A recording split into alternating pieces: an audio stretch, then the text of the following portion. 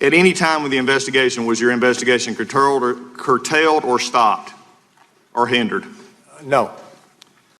The Democrats had nothing, and now they have less than nothing.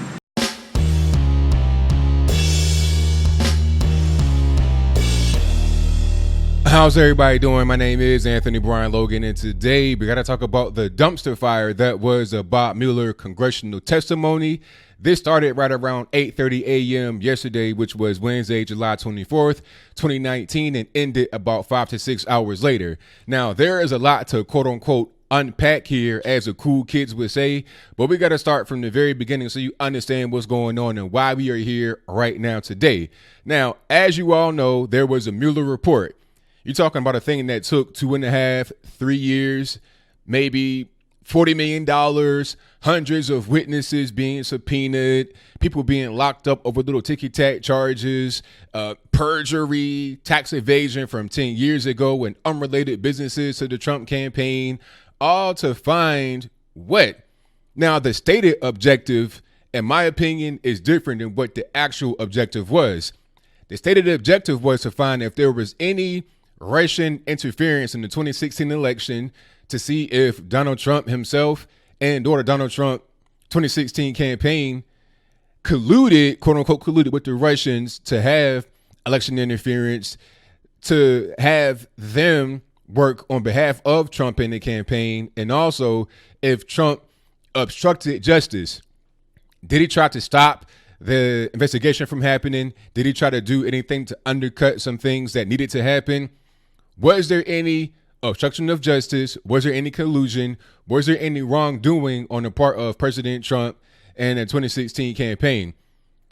Now, what the actual objective was, in my humble opinion, was to get Trump out of the way. This started from the very beginning, and we're going to just start right there so we can just ease our way on through the whole testimony and pick apart certain things that were said. Now, straight from the very beginning, you have the quote-unquote Russian dossier that was paid for by Hillary Clinton and her team. It was kind of like not really seen by the Obama administration. Turn the blind eye, like you don't know what's going on, although you probably do. But I digress. It happened under Obama. Hillary Clinton paid for it. And what she did was paid Fusion GPS Democrat operatives to get British intelligence officer Christopher Steele to get dirt from the Russian Federation to use against Trump. That was this whole thing about Donald Trump getting some Russian hookers to pee on the bed in Moscow where Barack and Michelle had slept, because if they were to come back, they sleep in the same bed and it would be a big burn to them. Just ridiculous stuff that doesn't make any sense at all. That was in the Russian dossier. It was, in my humble opinion, obviously false from the very beginning. But that dossier was used to grant a FISA warrant, which was signed off on by James Comey and the FBI at the time, Andrew McCabe, and the whole squad over there. Lisa Page, Peter Strzok, they were involved with it as well. And that's what they used to spy on the Trump campaign in 2016.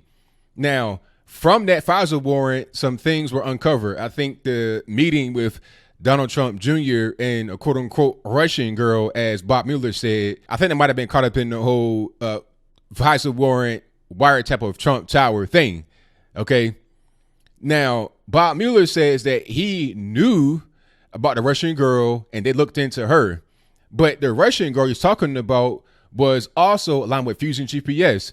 One day before she went to Trump Tower, she met with Fusion GPS. One day after she left Trump Tower, she meets with him again.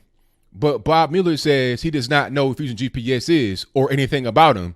So how can that be true? How do you not know about Fusion GPS, but you know about this Russian girl that went to Trump Tower and engaged in a meeting with Donald Trump Jr.? It doesn't make any sense. How do I know all about Fusion GPS, but you, as the guy that's leading this investigation, don't know anything about it? It seems kind of weird. One thing that was pretty clear throughout the entirety of the testimony is that Bob Mueller did not know much about the actual investigation. He was the leader of it, I suppose, the guy that was a manager, the point man, but he didn't know much about what was going on. People were reading passages of the actual report to him. And before I even say that, shout out to Devin Nunes, Jim Jordan, and the whole squad. You guys did a fantastic job of tearing them apart, reading some of the report, and cross-examining them. It was fantastic. You know, Mueller didn't ask him any questions. He's a lawyer, of course. He's not going to answer a whole lot of questions that may put him in a weird way. He's going to be like, oh, it's not my peer review, this, that, and the third. He said that 16 times. But anyway, back to what I was saying. It was clear that he did not write the actual report, and he probably didn't even read it. They were reading certain things to him. He was like, okay, what page are you on? What paragraph are you on? It was clear he didn't write it. Now, the question has to be, if Bob Mueller did not write the report, then who did? It's been said that he had 12, quote unquote, 12 angry Democrats up under him in his office that were really in charge of the whole situation. So if you have 12 angry Democrats and you are the lone Republican, a guy that looks like you got one foot in the grave, you know, I'm not trying to be mean or callous or anything like that, but I mean, come on. If you saw him on quote unquote stage, he did not look well. When I saw him speaking and struggling to get words out, and when I saw all that, I'm like, okay, you have Joe Biden 2.0. He looks really bad, but I digress. He did not know much about the report. Who wrote the report and what were their actual motivations? It's clear that it was biased. If you're looking into Russian interference into the 2016 election, why not look into Fusion GPS? Why not look into Barack Obama and Hillary Clinton? Okay, it's well known by all of us out here in the world that Hillary Clinton paid Fusion GPS and the foreign national Christopher Steele, or British intelligence officer, to get dirt from the Russian Federation to use against Trump. We all know about that. That's not a thing that is a conspiracy theory. It's well known. It's documented. They were talking about that during the actual testimony yesterday on Capitol Hill. And when I say they, I mean the Republicans talking to Bob Mueller. So we all know about that. Why did he not know about that? Maybe he didn't know much about anything outside of what he was told by the 12, quote unquote, 12 angry Democrats. Okay, that seems to be what's going on here. He's a figurehead. Why even have him be out there? Obviously, he was not fit to really testify. I think the Democrats had him on a very high pedestal.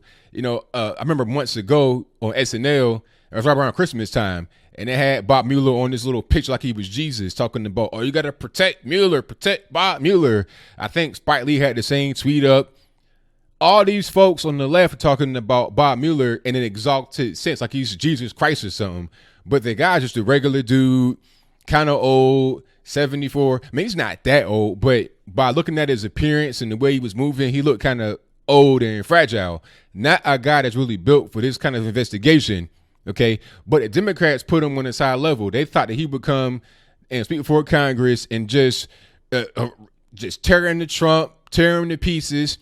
But all they did really is make Trump's case look stronger. From a testimony, it was clear that it was one-sided. The investigation was not necessarily into Russian collusion or obstruction or anything like that from them. It was more about just trying to get Trump out of the way. Because if you're really talking about Russian interference, why not look at all angles of potential interference, not just from one side? If Trump is doing it or the Republicans are doing it or his campaign is doing it, okay, if you have evidence, then find it. But also, what about the Democrats? What about Hillary Clinton? What about her team? Her team was pretty much left alone. Apparently, from what I've been able to read and see so far, and if I'm wrong, give me some evidence in the comments below. But from what I've been able to see from testimony and also just reading, there's more evidence against Hillary Clinton and her squad, also Barack Obama, as it relates to quote unquote collusion with foreign nationals, the Russian Federation, to engage in election engineering or voter fraud or election interference, whatever you want to call it. Whatever it is, there's more evidence on that side than there is on the opposing side. But the Mueller report, the investigation, the 3 years, the $40 million was concentrated largely on Donald Trump and his team. It's very simple. So as I close, I want to say this. If you didn't watch it, you didn't really miss much. I mean, there was no fireworks. There were no crazy revelations. None of that was going on. I knew all that was said. I think the Democrats left disappointed. They thought that it was going to be like, you know, a guy coming from the sky with a superhero suit on, coming to save the day like Captain Planet. It just didn't work out like that. He appeared to be old and fragile, didn't answer many questions. He said, not on my peer review 16 times. It was a nothing burger. And the Democrats are still trying to cling on to this whole thing of obstruction and collusion, but they are no further ahead today than they were before yesterday even started. So they didn't really do. If anything, they are behind. And I got to add one thing before we close here. There was this question about, well, was there a crime committed by Donald Trump? Did Trump commit a crime? Did you not charge him because you could not do so because of a particular statute, or not a statute, but a policy that says you cannot indict a sitting president? Well, the reason is not because they couldn't do so because of the policy. The reason they didn't indict him is because there was not enough evidence to do so. It's very simple. They could not find an actual crime to charge him with. Now, they said, could he get charged later? I mean, he could get charged later, but you got to find more evidence. If you have 3 years and $40 million worth of investigating and you can't find evidence charging him with a crime, how are you going to do so after he leaves office? Okay. If there's evidence that he committed a crime and it's enough to charge him, you could be able to do that right now. But they can't. Either you're going to charge him or not. You can't exonerate him regardless of what. So you can't say, oh, we didn't exonerate him because there's not enough. Nah, you can't. Either you're going to charge him or not. That's it. You can't be leaping past the charging phase, proving them not guilty, and then exonerating them. That's not how that works. So, like I said, a big L from the Democrats, a big nothing burger, nothing much to see here. And I hope that this damages their whole Russia, collusion, conspiracy, obstruction of justice. Hopefully this ruins that narrative so they can't use it too much more. And if they do use it, hopefully it does not go very far. So that's pretty much all I got. What say you? Do you think that this whole thing was a dog and pony show? Nothing much to see here. Nothing was really learned. Or do you think that there's evidence that Trump committed a crime? If you think that, please explain to me why you think that. We're in the comments below. If you spend $40 million and take 3 years out of your life to investigate whether somebody is innocent or guilty or whatever of a crime, and you can't find evidence to prove it, that he's innocent. If you can't find that evidence, then how are you going to find it later? How are you going to say it now when he's not being charged? Like, I just don't understand that. Am I correct here? Am I wrong here? Whatever your comments are, please let me know in the comments below. And that's all I got to say for this video. If you like what you heard, please comment, rate, share, and subscribe. Peace.